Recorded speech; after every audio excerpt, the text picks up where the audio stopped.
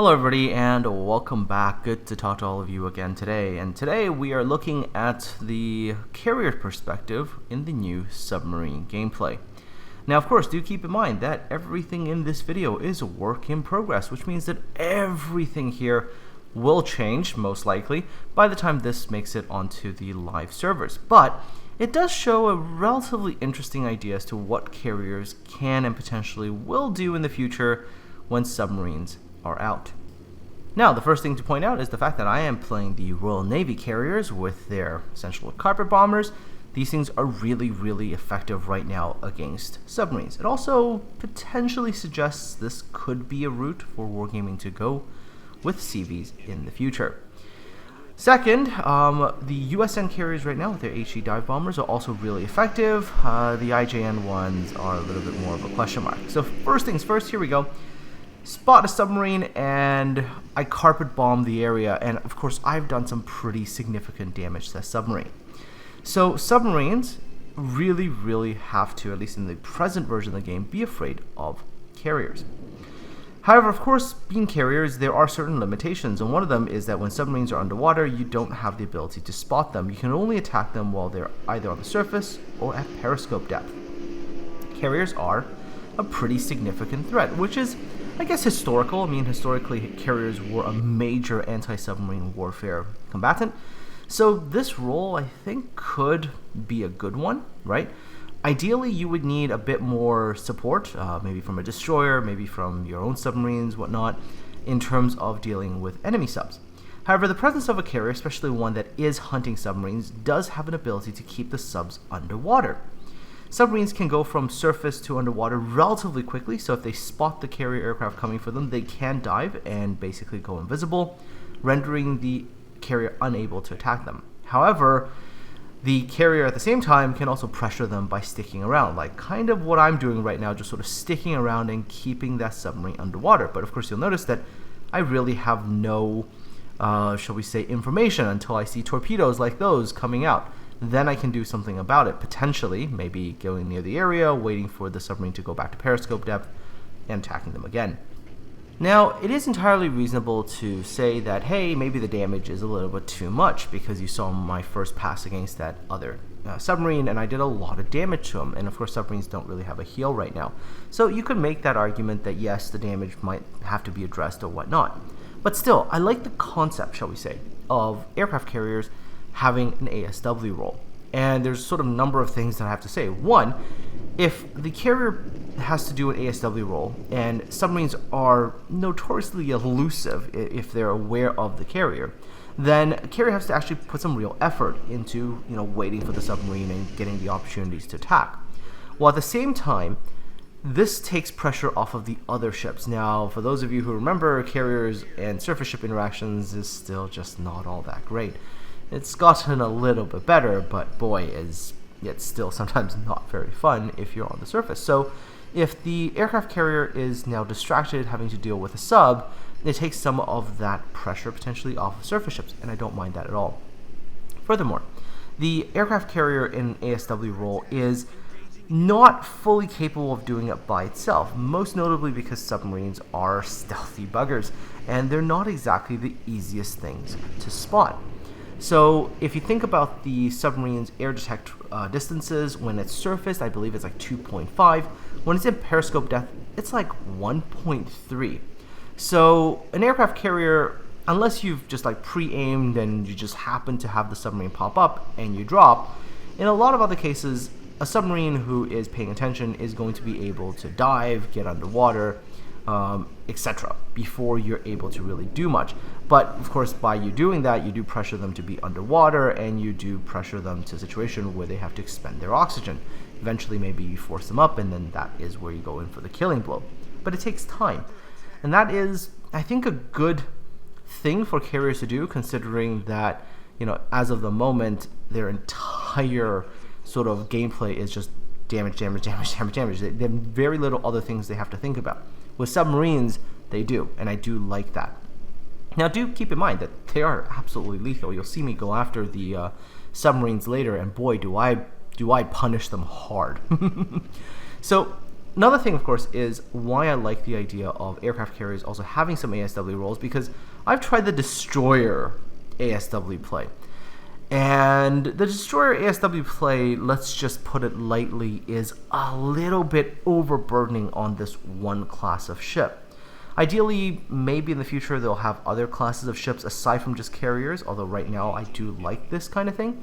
But maybe they'll have like light cruisers or whatever that'll provide extra support as well. See, I caught this submarine on the surface, and this guy is in deep trouble and gone. That submarine came up, he had just surfaced as I was flying near him, in trouble. Not enough time to get back underwater. However, there have been situations where I've seen one on the surface, came towards him, started the attack run, and then I just saw the submarine go disappear underwater, and then, of course, nothing happens, right? So, here, this one's going to be really good. Watch what happens here. I'm going after the Icarus. Watch this. And then suddenly, the submarine comes up to periscope depth, like perfect timing, and I absolutely devastate him because I go from like front to back with the bombs.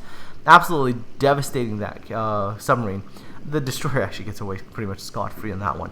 But anyhow, yeah, destroyers alone, if they're the only ASW platform, I mean, it's fun to go hunt submarines, but you're so overburdened already. Considering that the average game when you're playing as a destroyer, responsible for things like capping, spotting, countering enemy destroyers, all these things already. And then on top of that, especially with carriers, destroyers have like that real big annoyance of just being like harassed, let's say, by rocket planes. Adding another job on top of them is just a little too much. And as of the moment, they're really the only surface combatant, shall we say, that can deal with subs. Another thing, of course, is as of the moment, submarines can't deal with submarines. It's like, I don't know, lately it's a wargaming thing to design classes that don't play against each other. Submarines basically don't play against each other.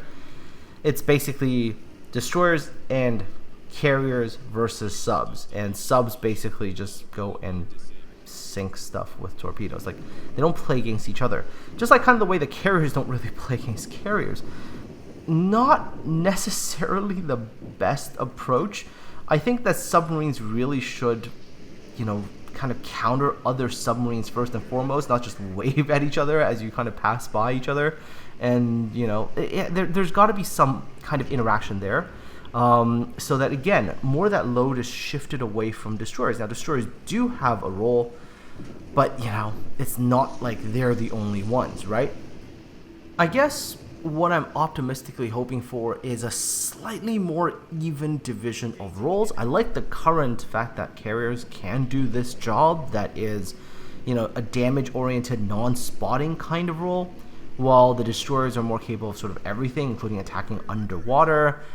Submarines currently don't really fight other submarines, but they can provide vision. Maybe that could be a thing.